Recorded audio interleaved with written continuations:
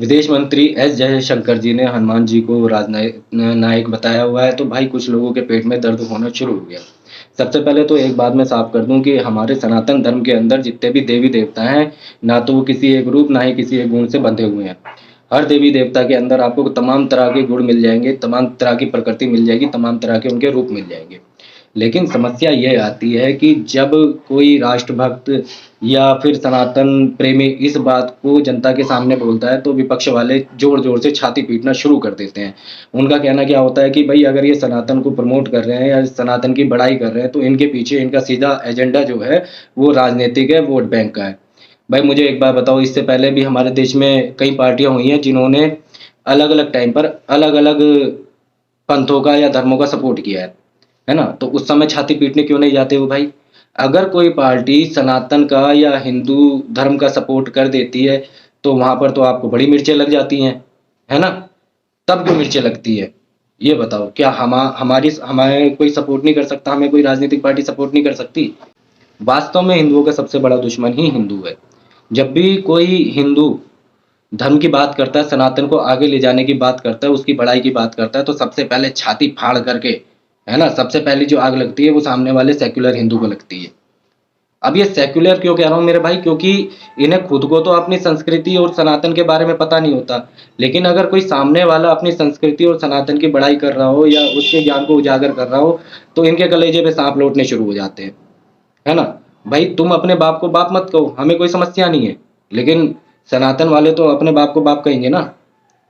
तुम्हें सिर्फ इसी बात का दुख है। तुम पड़ोस के अब्दुल को अब्बा कहो, हमें कोई फर्क नहीं पड़ता। लेकिन भाई सनातन जो है ना, सनातन को अगर ढंग से समझ लोगे, तो उस पे उँगली उठाना बंद कर दोगे। बाकी हर तरह के लोग हैं भाई, इन्हें अगर सही बात भी समझाओ ना, तो इनकी समझ में बात आती ही नहीं है। इनको ये लगता है कि भाई अगर कोई सामने वाला सनातन का सपोर्ट कर रहा है, तो वो किसी राजनीतिक पार्टी का है या राजनीतिक पार्टी से जुड़ा हुआ है। मैं किसी राजनीतिक पार्टी से जुड़ा हुआ नहीं हूँ। मैं सनातन का ठोक के सपोर्ट करता हूँ। ठीक है ना?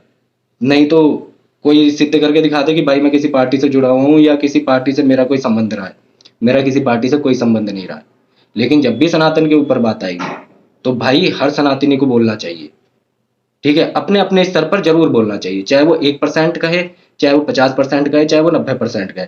लेकिन अपनी तरफ से सबको सनातन के समर्थन में खड़ा होना चाहिए और ये बहुत ज़रूरी है ना? ये बहुत ज़रूरी है और इसके लिए ज़रूरत है सनातन की जड़ों को पहचानने की।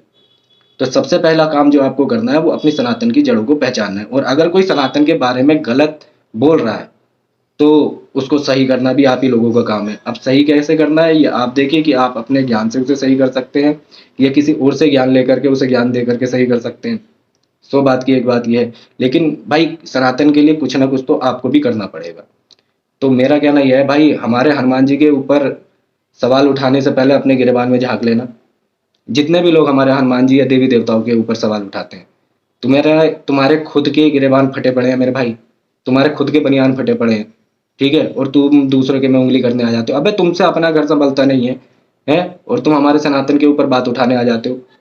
साले 2-2 पैसे के लोग। अपने बाप को बाप नहीं कहोगे, पड़ोसी को बाप बना लोगे। ऐसा ही कुछ देश के अंदर चल रहा है भाई। और ये ज़्यादा टाइम की बात नहीं है। देखते जाओ। इन्हें सबको सीधा करना है। बस ज़रूरत है आप लोगों के सपोर्ट की। जितने भी सनातनी भाई हैं, पहले तो आईडी से जुड़ जाओ। सबसे पहली बात मैं आपसे सिर्फ ये निवेदन करना चाहता हूँ। बाकी अगर कोई राय है, तो आओ कमेंट सेक्शन में, वहीं पर बात होती है। जय श्री राम।